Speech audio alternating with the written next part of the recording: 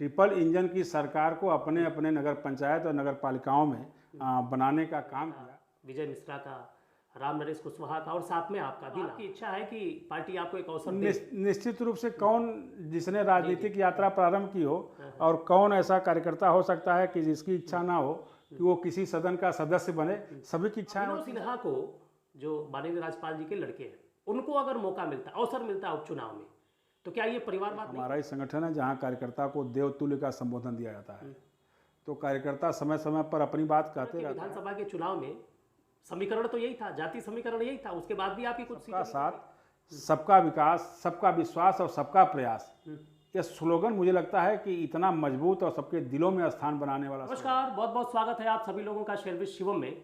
आज मेरे साथ उपस्थित हैं भारतीय जनता पार्टी गाजीपुर के पूर्व जिला अध्यक्ष, लोकसभा के प्रभारी, जौनपुर लोकसभा प्रभारी, जो 1986 से अनवरत भारतीय जनता पार्टी की सेवा कर रहे हैं। मैं बात कर रहा हूं श्रीमान बृजेंद्र राय जी की। नमस्कार। नमस्ते, बहुत बहुत स्वागत है आपका। बहुत बहुत धन्यवाद। आपने मुझे आज अपने स्टूडियो में बुला करके ये अवसर दिया और आपके माध्यम से यह संदेश भी देना चाहता हूं और सबके प्रति कि भारतीय जनता पार्टी के उम्मीदवारों के पक्ष में जिसने भी मतदान किया, सभी को ढेर सारी बधाई, शुभकामना और सभी के प्रति आभार कि आप सबने मुख्यमंत्री माननीय योगी आदित्यनाथ जी और प्रधानमंत्री माननीय नरेंद्र मोदी जी के नेतृत्व में इस देश के विकास को सबने स्वीकार किया और विकास की मुख्य धारा में ट्रिपल इंजन की सरकार को अपने अपने नगर पंचायत और नगर पालिकाओं में बनाने का काम किया। तो निश्चित रूप से आपके माध्यम से सबको शुभकामनाएं देना चाहता हूं। अभी अफजाल अंसारी को सजा हो गई और गाजीपुर की लोकसभा सीट खाली हो गई। इलेक्शन कमीशन उपचुनाव की तैयारी में लगी हुई है। नाम आ रहा है अभिनव सिन्हा का, विजय मिश्रा का, राम नरेश कुशवाहा का और साथ में आपका भी नाम आ रहा है। तो इस पे क्या आपका विचार है? देखिए, अब सबको पता है कि अभी संभावनाएं जैसी दिख रही हैं कि उपचुनाव हो सकता है। और जैसा आपने कहा कि मुख्य निर्वाचन आयुक्त तो उत्तर प्रदेश ने गाजीपुर के अधिकारियों को निर्देशित किया है कि जो ईवीएम और वीवीपैट है उसकी जांच करके उसको व्यवस्थित कर लिया जाए।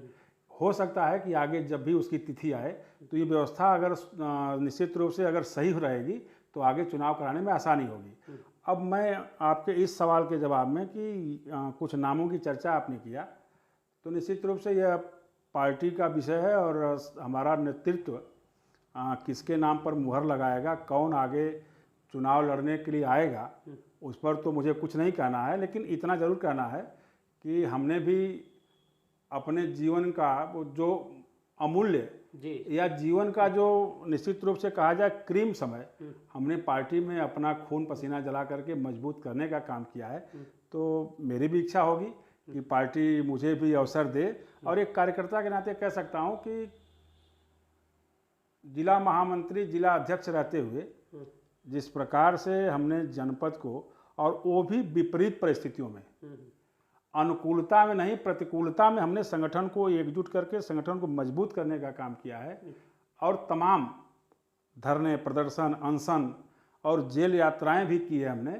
और उसका परिणाम है कि गाजीपुर जनपद में, पूरे जनपद में और लोकसभा गाजीपुर में कार्यकर्ता निश्चित रूप से मेरे द्वारा 1986 से अब तक के किए गए कार्यों का मूल्यांकन करता है। तो निश्चित रूप से एक उम्मीदवार जो अच्छा हो सकता है वो मानता है और निश्चित रूप से कह सकता हूं कि कार्यकर्ताओं के दिल में मेरा स्थान है और मेरे दिल में कार्यकर्ताओं का निश्चित रूप से बहुत बड़ा स्थान है। मतलब आपकी इच्छा है कि पार्टी आपको एक अवसर दे? निश्चित रूप से कौन जिसने राजनीतिक यात्रा प्रारंभ की हो और कौन ऐसा कार्यकर्ता हो सकता है कि जिसकी इच्छा ना हो कि वो किसी सदन का सदस्य बने। सभी की इच्छाएं होती हैं। अच्छा, भारतीय जनता पार्टी परिवारवाद के बहुत खिलाफ रहती है और आप लोगों ने समाजवादी पार्टी पे खूब बढ़ चढ़ के इस मामले में आप लोग टॉन्ट करते हैं और उनको मतलब बताते हैं कि परिवारवाद बीजेपी में नहीं है। अगर अभिनव सिन्हा को, जो माननीय राज्यपाल जी के लड़के हैं, उनको अगर मौका मिलता, अवसर मिलता उपचुनाव में, तो क्या ये परिवारवाद नहीं होगा? अब देखिए, इस पर हम ज़्यादा कुछ नहीं कहना चाहते, लेकिन इतना ज़रूर कह सकते हैं आपके प्रश्नों के जवाब में कि हमारे यहाँ निश्चित रूप से परिवारवाद के उदाहरण आपको नहीं मिलेंगे। और जहाँ कहीं अगर आपको ऐसा दिखता भी होगा तो निश्चित रूप से वो सभी लोग अपने कार्य पद्धति के द्वारा या अपने संगठन और समाज में काम के द्वारा उनका जो स्थान होगा, इसके चलते उनको मौका मिला होगा। एक बात। और दूसरी बात रही कि परिवारवाद, अगर यहाँ अगर कुछ ऐसा होता है तो परिवारवाद का आरोप लगेगा कि नहीं, तो अभी तो ये आगे का मामला है। अभी हम पहले ही कैसे कह दें आपसे कि ऐसा ही होना है। और आप 1986 से लगे हैं पार्टी की सेवा करना है, और अभिनव सिन्हा अगर उनको मौका मिलता है, मान लीजिए अगर उनको टिकट मिल गया, तो ये परिवारवाद में आएगा या नहीं आएगा? देखिए, हम अभी अगर मगर पर नहीं जाना चाहते। अच्छा। हम सीधा आपसे यही कहना चाहते हैं कि अगर ऐसा होगा तो इसके बजाय, यह सोचने के बजाय, हम क्यों ना सकारात्मक सोचें कि पार्टी में जिसने सर्वाधिक समय दिया होगा उनको अवसर मिल सकता है। और हो सकता है कि आपका जो प्रश्न है उस प्रश्न की गुंजाइश ही न बने, और इस प्रकार का अगर कोई नाम आपके दिमाग में आ रहा है तो हो सकता है कि पार्टी संगठन विचार करके कि भाई हो सकता है कि आरोप लगे, तो उससे अपने को बाहर रखते हुए किसी अच्छे कार्यकर्ता जिसने सर्वाधिक समय दिया हो उसको मौका दे दे। अब उसमें कौन नाम हो सकते हैं, कौन नहीं हो सकते हैं, ये तो मुझे बताना कठिन है। लेकिन हम एक संगठन और नेतृत्व के सामने अपना पक्ष रखने का प्रयास करेंगे कि हमने भी सर्वाधिक समय दिया है, इस नाते मौका हमको दिया जाए। आपके हिसाब से पार्टी को ये सोचना चाहिए कि ऐसा नाम उजागर करे जिसको लेके कोई विवाद न हो। बिल्कुल, किसी भी परिवार में, संगठन में, और हम अगर कहें परिवार, संगठन एक परिवार है, और परिवार में किसी को भी सोचना चाहिए कि किसी प्रकार का कोई भी निर्णय होता है तो कोशिश यही होनी चाहिए कि उस पर किसी प्रकार का आरोप प्रत्यारोप विवाद न उत्पन्न हो। यह प्रयास तो किसी को करना चाहिए। हाल ही में हुए चुनाव में, विधानसभा के चुनाव में भारतीय जनता पार्टी की सरकार तो बन गई, लेकिन गाजीपुर की जो विधानसभा सीटें उनमें से एक भी भारतीय जनता पार्टी के पास नहीं आई। तो इस चीज को लेकर आप किसको दोष देना चाहेंगे? ऐसा क्या हुआ? हालांकि पूर्ण बहुमत से सरकार बनी, लेकिन गाजीपुर में एक भी सीट आपके पास नहीं। देखिए, उसका प्रमुख कारण जो है, सबको पता है कि गाजीपुर पार्टी के हिसाब से संगठनात्मक कह सकता हूँ कि थोड़ी अनुकूलता कम है, क्योंकि यहाँ जो जाति समीकरण है, जाति समीकरण मुझे लगता है कि कहूँ अगर आपसे, तो वो जो चुनाव में हम सबको पराजय मिली, तो उसमें मुख्य रूप से जाति समीकरण को ही हम एक कारण मान सकते हैं। बाकी संगठन और संगठन के कार्यकर्ताओं ने और सरकार की योजनाओं ने निश्चित रूप से सबके घर पहुंच करके सबको लाभान्वित करने का काम किया था। लेकिन यहाँ एक ही कारण था जो मुझे समझ में आता है कि यहाँ का जो जाति समीकरण वो अनुकूल ना होने के कारण हम सबको ये नुकसान हुआ।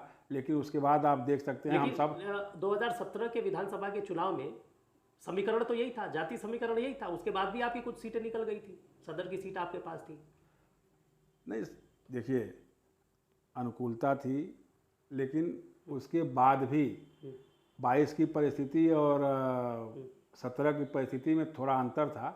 उस अंतर के कारण 22 की अनुकूलता, मैंने इसलिए कह रहे हैं कि अनुकूल परिस्थिति नहीं है कि जैसे हम सब ने 17 में जो है जो प्रयास किया था उसमें जो मत थोड़े हमारे साथ नहीं थे, 17 में जो थे वो मत 22 में आते आते कुछ मतों का हमसे जो है बिखराव हुआ, और वो एक कारण रहा कि जिसके चलते हमको हार का सामना देखना। कार्यकर्ता भी बड़ा रुष्ट थे, और वो नेतृत्व को, शीर्ष नेतृत्व जो गाजीपुर का है उसको दोष दे रहे थे कि इसको बदल देना चाहिए। ये सैदपुर में बात उठी थी चुनाव हारने के बाद, और यहाँ के कार्यकर्ता काफी नाराज थे इस बात को लेकर। देखिए, कार्यकर्ता हमारा ही संगठन है जहाँ कार्यकर्ता को देवतुल्य का संबोधन दिया जाता है।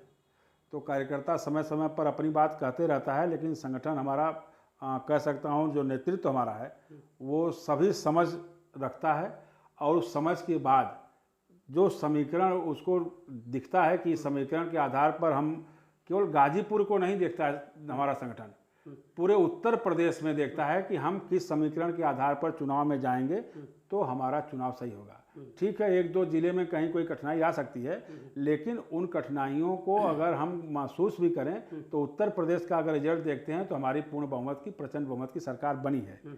अब इसको भी हम सबको देखना चाहिए कि समीकरण का बनाना बिगाड़ना भी आज यहाँ नहीं काम किया तो किसी अन्य विधानसभा में, किसी और जिले में उस समीकरण का हमको लाभ मिला। तो ये भी एक कारण है कि इस कारण से हम सब 17 और 22 में थोड़ा जो अंतर रहा तो कहीं न कहीं कार्यकर्ताओं के जो तो जो अंतर रहा है 17 और 22 में, वो 24 में मैनेज हो जाएगा। अभी जो हम देख रहे हैं कि सामाजिक समीकरण के साथ साथ जो एक कारण था, उस कारण को दूर करते हुए 24 में सामाजिक समीकरण के साथ साथ जो इस कारण के चलते थोड़ी चुनाव में हम सबको पराजय मिली थी, तो कह सकता हूं कि 24 में वो दूर होते दिखाई दे रहा है। इस नाते 24 हम सब सफल होंगे, तो ऐसा विश्वास है। वो दूर इसलिए दिख रहा है क्योंकि अफजाल अंसारी को सजा हो गई, या अफजाल अंसारी चूंकि बहुत बड़े प्रतिद्वंदी हैं भारतीय जनता पार्टी को, सपा से भी लड़े, बसपा से भी लड़े, तो मुझे लगता है कि गाजीपुर में वो एक बहुत बड़े प्रतिद्वंदी के तौर पे भारतीय जनता पार्टी के सामने ऐसे व्यक्ति को महत्व नहीं देना चाहिए जिसमें कोई स्थिरता नहीं है। आज यहाँ कल वहाँ परसों वहाँ, जो भरोसेमंद नहीं है, जो भरोसे के लायक नहीं है, चाहे इस लोकसभा या इस जिले की जनता के भरोसे पर खरा नहीं उतरा और समय समय पर परिवर्तन। लेकिन जनता ने उनको चुन के भेजा है। मनोज सिन्हा जी को हराया, रेलवे राज्य मंत्री को हराया, उससे पहले भी 2004 में शायद उन्होंने ही, अफजाल अंसारी ने ही मनोज सिन्हा जी को हराया था। देखिए, कभी कभी रंग बदल करके कोई सफल हो जाए तो उसको आप अस्थायी सफलता के साथ मत देखिए। मेरा कहना है कि जो सही है, असली है, वो थोड़ा देर हो सकती है, थोड़े देर से वो आ सकता है, लेकिन जब वो आएगा लोग समझ जाएंगे तो कभी उसके साथ से दूर नहीं होंगे, उसके साथ खड़े रहेंगे। अच्छा, बीजेपी के ऊपर एक आरोप लगता रहता है, हिंदू मुस्लिम करके ये चुनाव जीतते हैं, एक तुष्टीकरण का काम ये करते हैं। जैसे अभी हाल ही में देखा आपने कि अतीक अहमद ने खुद बोला था कि अब तो मिट्टी में मिलाई दी, अब रगड़ रहे हैं हमको। कुछ दिन बाद फिर ये सूचना है कि अंसारी बंधुओं को सजा हो गई, ये विधानसभा सीट खाली हो गई। तो ये भी उठता है कि क्या केवल और केवल मुस्लिम ही माफिया और गुंडा है, बाकी और कोई नहीं है? देखिए, अभी इस प्रयाग की घटना के बाद अभी तुरंत अभी आप 4-5 दिन पहले देखिए तो अभी एक इसी प्रकार का इनकाउंटर हुआ है जो हिंदू था। हम नहीं लेकर के किसी को बताना चाहते, वो हिंदू था। तो कैसे हम मान लें कि हिंदू और मुस्लिम दोनों में हम अंतर करके कार्रवाई कर रहे हैं, ये मुझे समझ नहीं आ रहा है। और एक बात यह है कि जब विपक्ष के पास कोई मुद्दा नहीं रहा, जनता भारतीय जनता पार्टी को या हमारे मुख्यमंत्री, हमारे प्रधानमंत्री जी को इसलिए पसंद कर रही है कि उनका एक ही स्लोगन, सबका साथ, सबका विकास, सबका विश्वास और सबका प्रयास। यह स्लोगन मुझे लगता है कि इतना मजबूत और सबके दिलों में स्थान बनाने वाला स्लोगन है कि ये इसी पर हम पार्टी के लोग और सरकार काम कर रही है। कहीं भी मुझे लगता है कि पिछली सरकारें रही होंगी, चाहे जिसकी भी रही होंगी, चाहे वो कांग्रेस की रही होगी, बसपा की रही होगी, सपा की रही होगी, उन लोगों ने जिस प्रकार के तुष्टीकरण का प्रयोग किया था, भारतीय जनता पार्टी नहीं लगता है कि कहीं भी, अभी यही नगर निकाय के चुनाव हुए, इसमें भी हम सब ने मुस्लिम उम्मीदवारों को उतारा।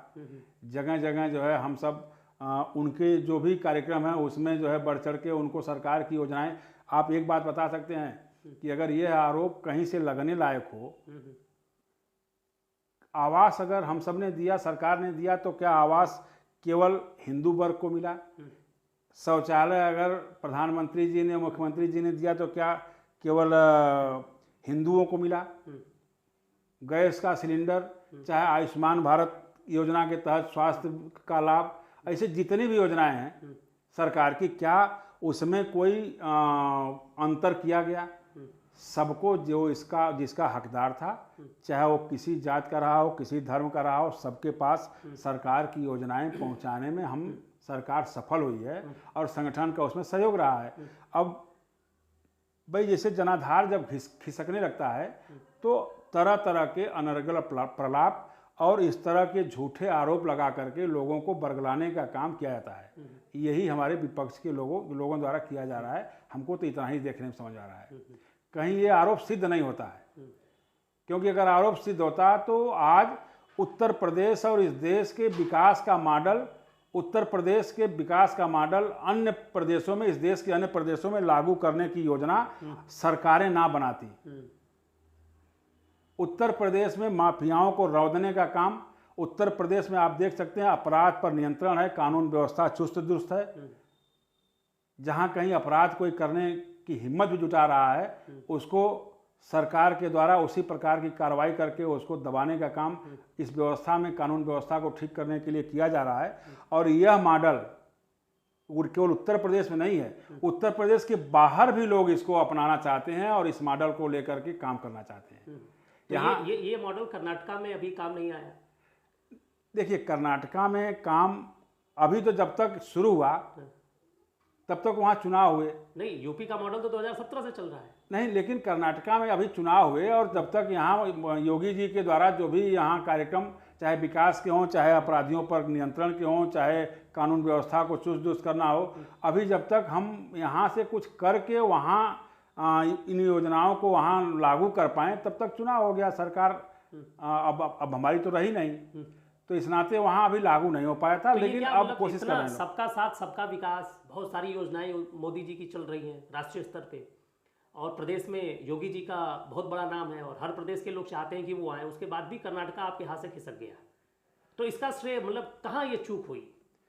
देखिए, अब इसको चूक के आधार पर नहीं देखना चाहिए, इसको आप इस आधार पर देखिए कि अब इसको एक इस आधार पर देख सकते हैं कि भाई सरकारें हैं और लोगों के का भाई हमको कुछ मत कम मिला, बहुत अंतर से हम नहीं हारे हैं, कुछ मत केवल 5 या 6% मत के अंतर से हम चुनाव हारे हैं। और उसमें कह सकता हूं कि थोड़ा जो ध्रुवीकरण करने का काम किया गया वो नुकसान पहुंचाया और उसके चलते चुनाव में हम सबको थोड़ी सीटें कम मिली।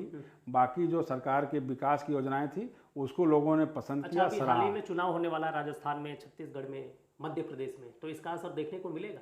क्योंकि कांग्रेस को तो ऑक्सीजन मिल गया है, वो तो अब नेशनल चैनल पे। देखिए, अब एक कर्नाटक का ऑक्सीजन इन तीनों प्रदेशों में दिखाई देगा और वो सांस उससे उनकी मिल पाएगी, वो चलेंगे, मुझे विश्वास नहीं है। मुझे लगता है कि मध्य प्रदेश, छत्तीसगढ़ और राजस्थान में अभी प्रधानमंत्री जी के अभी कार्यक्रम हुए, आपने जो वहाँ उत्साह था लोगों में, उस उत्साह को देख करके कह सकते हैं कि वहाँ निश्चित रूप से कांग्रेस सरकार जाएगी और भारतीय जनता पार्टी सरकार आएगी। प्रधानमंत्री जी का कर्नाटका में देखने को मिला। बस केवल वहाँ जो अंतर आपको दिखाई दिया कि जो थोड़ा तुष्टीकरण का प्रयास किया गया हमारे विपक्षी के द्वारा, उसका लाभ उनको मिला और तुष्टीकरण में मुझे लगता है कि वो लोगों को बहकाने और फुसलाने में सफल हुए। और मुझे लगता है कि यही कारण मुख्य रूप से वहाँ रहा और कोई और कारण नहीं रहा। अच्छा, आप पूरी कोशिश कर रहे हैं कि मुसलमानों का वोट आपको पड़े, लेकिन मुसलमानों का वोट बीजेपी पे चढ़ नहीं रहा है, जिसको लेके शीर्ष नेतृत्व भी बहुत परेशान सा मुझे दिख रहा है। और वो नहीं चढ़ रहा है, उसके बाद जो कट्टर हिंदू हैं वो इस बात को लेके बहुत खिलाफ रह रहे हैं कि भारतीय जनता पार्टी भी सेकुलर वाले ही धर्रे पे चल चुकी है। तो इसको किस तरीके से आप देख रहे हैं? अब पहला सवाल तो आपका है कि मुस्लिम का वोट चढ़ नहीं रहा है, इस बात से भी हम सहमत नहीं हैं। अभी इसी चुनाव में, अभी स्थानीय निकाय के चुनाव में कई उम्मीदवार हमारे जीते और ये भी कह सकता हूँ कि स्थानीय निकाय, अगर हम गाजीपुर का ही अगर आपको आधार लेके चलें तो एक नगर पालिका हमारी जमानिया है, वहाँ के हम प्रभारी भी थे जी। और प्रभारी होने के नाते विश्वास के साथ कह सकता हूँ कि जमानिया में जयप्रकाश गुप्ता निर्वाचित अध्यक्ष हुए और जनपद में 8 नगर पंचायत नगर पालिकाओं में सबसे ज़्यादा मत से विजय प्राप्त किए। कह सकता हूँ कि वहाँ उनके साथ मुस्लिम वर्ग का वोट सर्वाधिक संख्या में जुड़ा, ये आप विश्वास करिए, इसको आप पता कर सकते हैं। और यही कारण रहा कि सर्वाधिक मतों से विजय प्राप्त किए। तो ये आपकी बात ये भी नहीं मान सकते हैं कि हम सब मुस्लिमों का वोट प्राप्त करने में असफल हैं। उनका जहाँ भी प्यार, स्नेह, समर्थन हमको जगह जगह मिल रहा है। थोड़ी परिस्थितियाँ अलग अलग क्षेत्रों की हो सकती हैं, लेकिन यह है कि हम एक सिरे से कह दें कि उनका मत नहीं मिल रहा है, ये सही नहीं है। उनका मत हमारे साथ है और हम सब भी उनके साथ खड़े हैं। अभी 13 तारीख को ही रिजल्ट आया। मऊ में अजय कुमार जी को आपने उतारा था और बसपा से अरशद जमाल थे। 30,000 से ज़्यादा वोट से हराया है उन्होंने भारतीय जनता पार्टी को और समाजवादी पार्टी को, जबकि वो मुस्लिम गढ़ है।